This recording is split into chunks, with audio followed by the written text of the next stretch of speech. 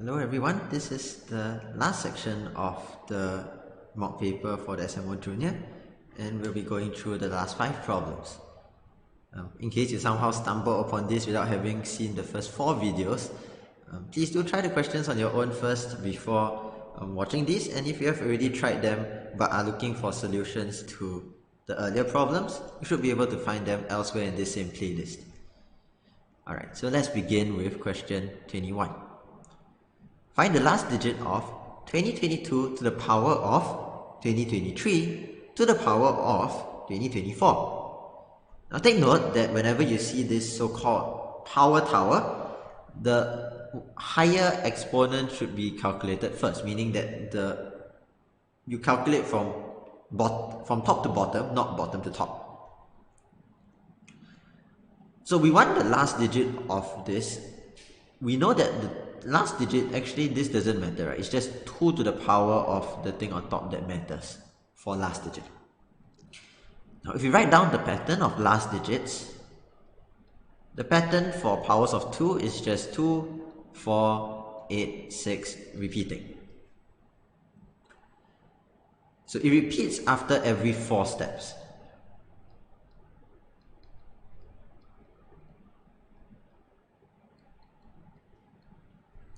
Now the question is, where is the 2023 to the power of 2024th term in this pattern?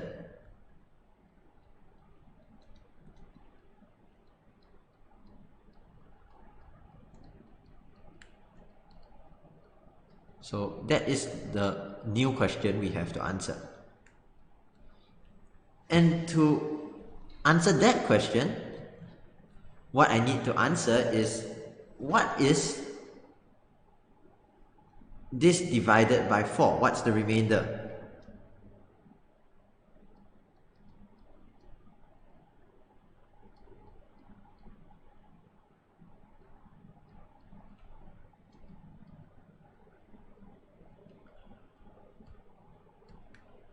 But thankfully, that is an easy enough question to answer if we use a little bit of modular arithmetic.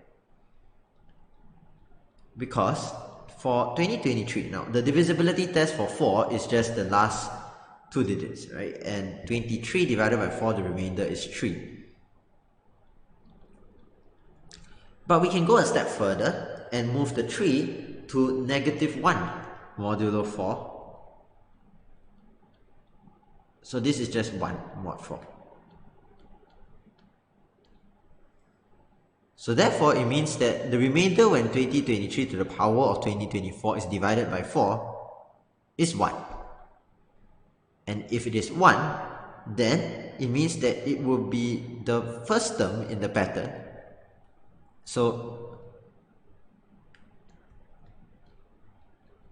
it will be the first term in the pattern, and the first term in the pattern is 2. So your answer is 2.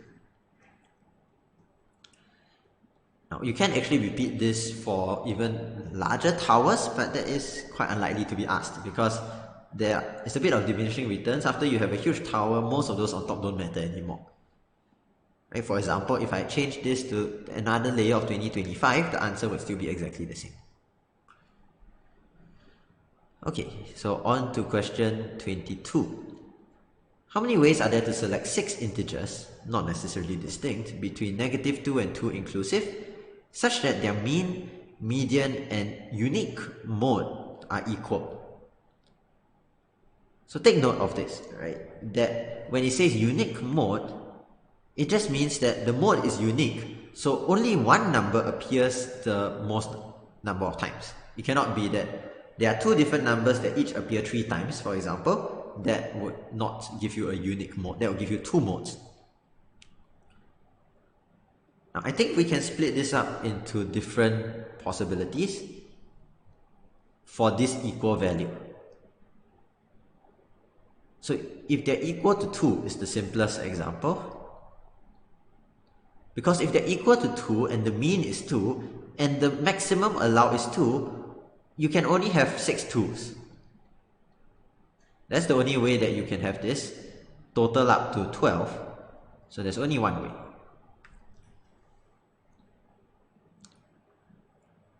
Okay, so the next one is equal to 1. How many ways are there? Now if it's equal to 1, it means that the sum is equal to 6 as a reminder to ourselves. It also means that the median is 1, so the 2 in the middle add up to 2. The average of the 2 in the middle is 1, so they add up to 2. Now you cannot have 0, 2 and jump over 1, because if you jump over 1, how can 1 be the mode? Right? 1 has to appear the most number of times. So you know that the two middle numbers have to be 1 and 1. And that leaves you with just what comes in front, 2 numbers, and what comes behind.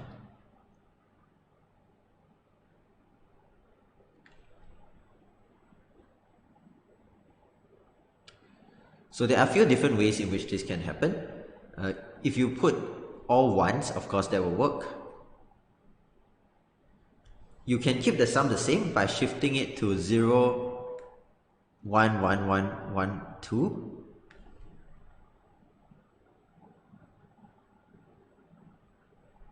You can also shift it further to negative 1, 1, 1, 1, 2, 2.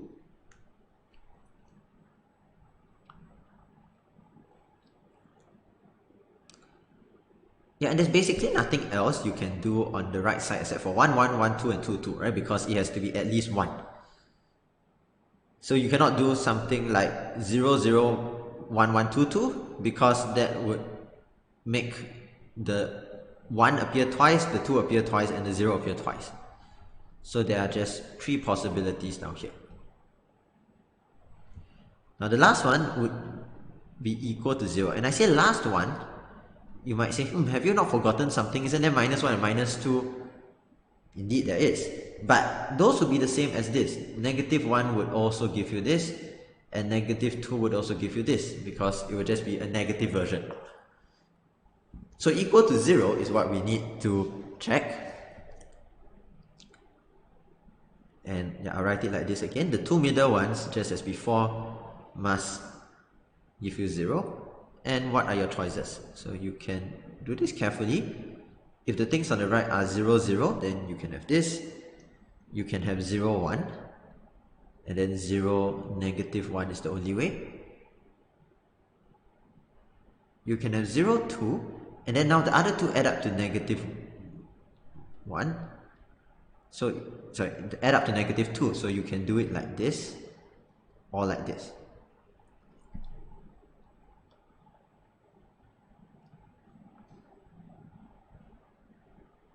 Now, you cannot do something like just, again, -1, -1, 0, 0, 1, 1. That's not allowed. So let's just continue listing out. There are a few more. Well, not too many more, but just a couple. Right, so there's no more with the 0, 2. So we can do 1, 1.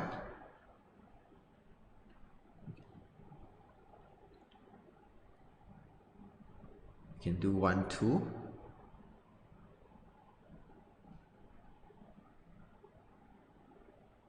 And 2, 2 wouldn't work. So that's it. There are just these 6 possibilities.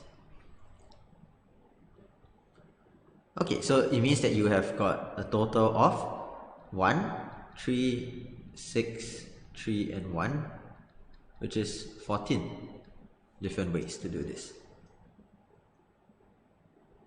I personally don't like doing too many of these kinds of questions, because there isn't really a better way to do it than just to list carefully.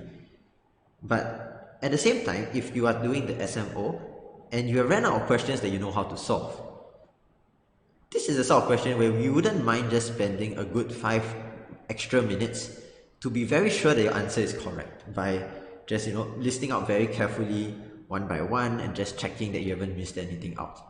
Because this is not conceptually very difficult. Once you know what mean, median and mode refer to, you just need to be very careful. Okay, next up is question 23. Oops, why is it in the middle? Let me move it up. So question 23.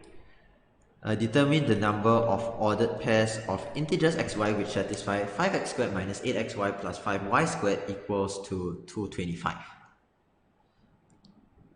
Now, this is the sort of question where it is not that obvious what to do. There are a few different ways in which you can actually do this.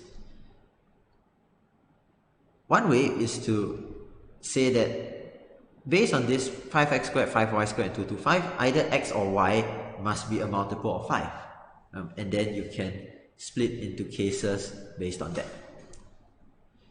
But I think the most efficient way you can do this would be if you can rewrite this 5x squared minus 8xy plus 5y squared in some more useful fashion, since it can't really be factorized. Now, the way that we will rewrite it is as 2x minus y squared plus 2y minus x squared. Now notice that the 2x and x, you square them, you get 5, x squared, same for y, and the middle you get minus 4xy twice, so that becomes minus 8xy.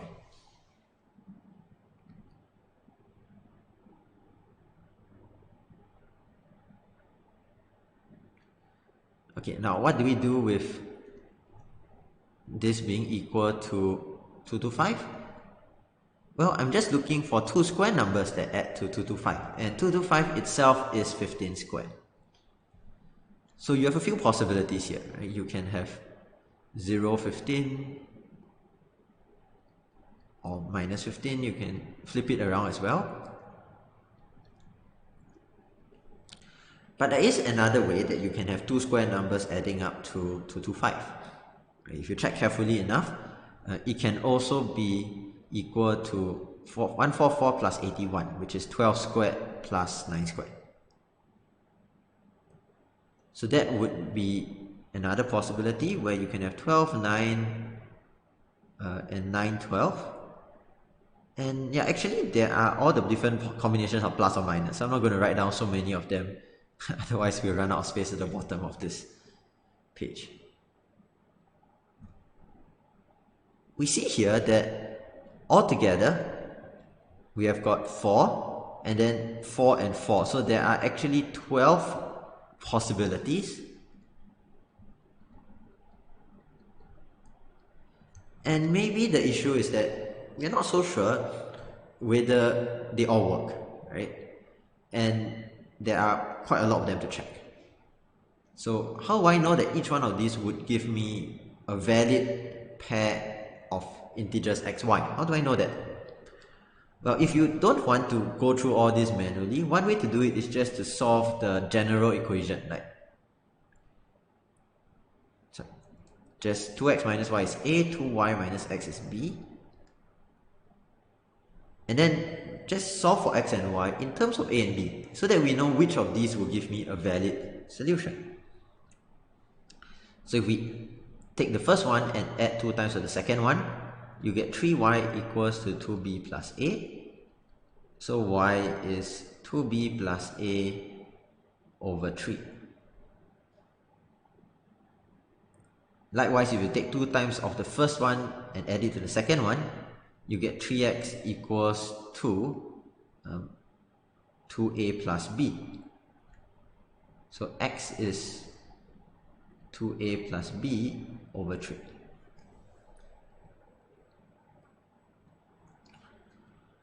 Now this is really convenient because we see that all of these are multiples of 3. So if they're all multiples of 3, then it means that all of these are going to give valid solutions. So we don't have to worry about which one work and which ones don't. They all work. So all of them work. So they all give an integer pair xy.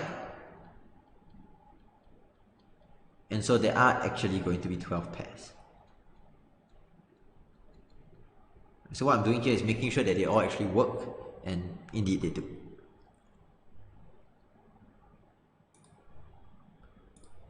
Okay, question 24, reaching nearly the end. Question 24 is a rather ugly looking question at first glance. So why is there this extra frame down there? Let me try to get rid of that if I can. Okay, there we go. So how do we find out this very, very strange expression? Well, if you didn't see the mock paper and you're just watching this here, I hope you know what the brackets there, the floor function, represents. Right? It represents just rounding it down to the nearest integer. So A0, A1 is 1 is what we're given as a value, but more importantly, we are told that it is divided into 2022 regions of equal area by these 2021 parallel lines. Now, if they are parallel lines, the most useful thing we can say about them is that these are all going to be similar triangles if all of these are parallel. And we know that, based on the similar triangles, the ratio of the area of A0, A1, B1 to A0, A2, B2, and so on until the entire triangle, A0, A20, 22, B20, 22. Since we divided them into 2022 regions of equal area, the ratio is just going to be 1 to 2 all the way to 2022. You just took one portion, then 2, then 3, then 4, and so on. So by your similar triangles, it means that A0, A1 to A0, A2 to A0, A3, and so on until A0, A2022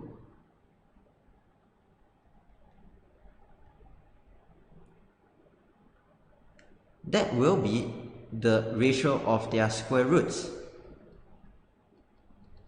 which is already something that explains why the question has a strange appearance of square roots. Right now it makes sense.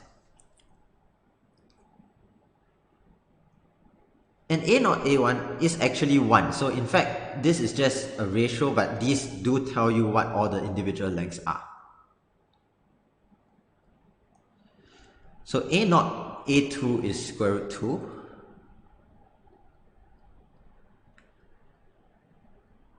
A1, A3 is A0, A3 minus A0, A1. So it will be square root 3 minus square root 1.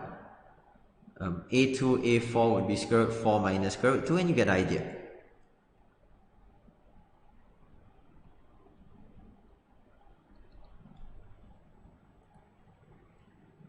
So we've got that if we have A20, 20, A20, 22, that's square root 20, 22 minus square root 20. So all of this is fine.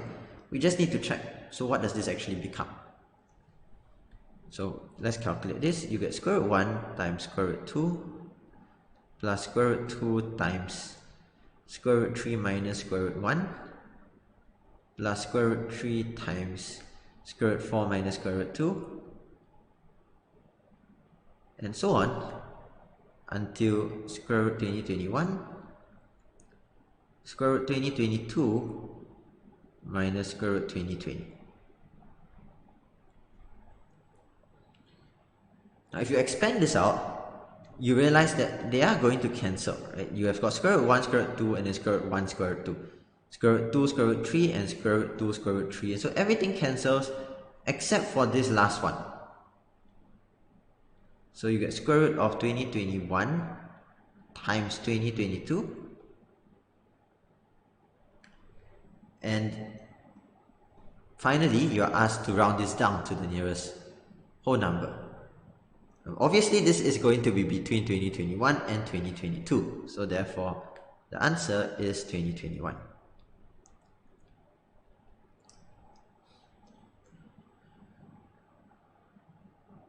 I think the moral from a question like this is just do what you can first at any point in time.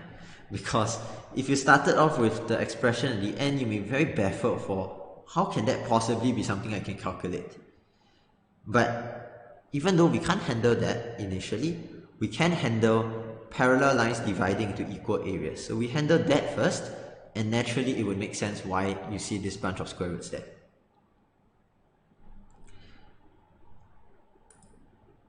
Right. The last question is asking you to find how many integers n are there such that n plus 2022 is a factor of n cubed plus 2022. The note here is just to clarify that we allow negative factors as well, so you don't have to question whether do I consider minus 2 to be a factor of 6? It is. Do I consider 2 to be a factor of minus 6? I also do. Now, with that in mind, let's try to make this as nice as possible. N plus 2022 is a factor of n cubed plus 2022. I can use my identity that n cubed plus 2022 cubed is also a multiple of n plus 2022.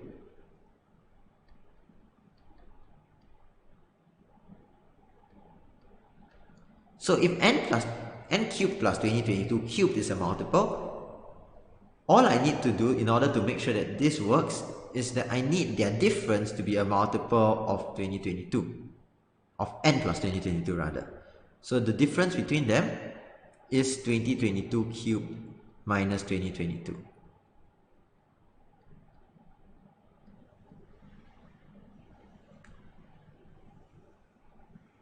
So it's a multiple of n plus 2022.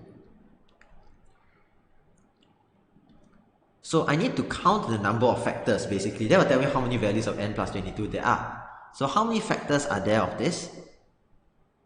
First I factorize this. As 2022 is a factor that I can take out, let's do that first.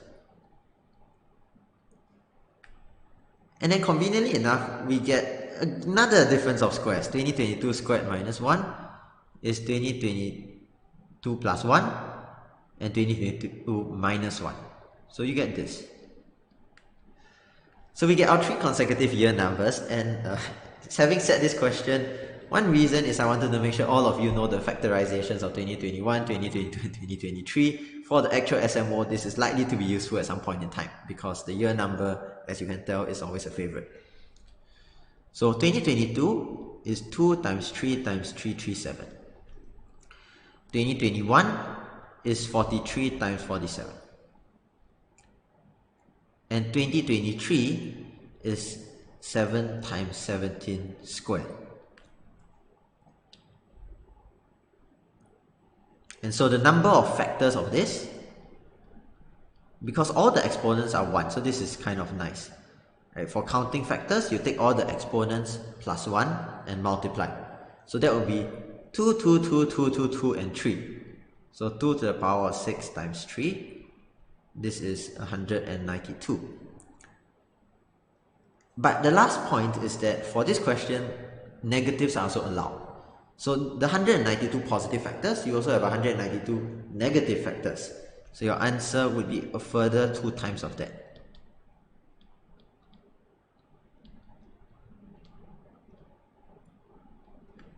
And there we go. Okay, just a quick note before we end this video. I hope you found the set of questions pretty fun and interesting. I think this would be considered a slightly above average difficulty paper, although some of you may beg to differ and say, oh, it's actually quite okay, or oh, it's really, really difficult. It is always a challenge to accurately estimate the difficulty of a set of problems that you have written because you already know all the tricks that you have written. But nonetheless, I think many of these are similar to the SMO Junior style, so even if you didn't manage to solve it during this practice, hopefully it will be useful for the actual SMO. So thanks everyone for watching. If you have any comments, leave them below. Don't forget to subscribe, and if you are also taking a different category of the SMO, do look out for the solution reviews to those as well. Thanks everyone, and see you again soon.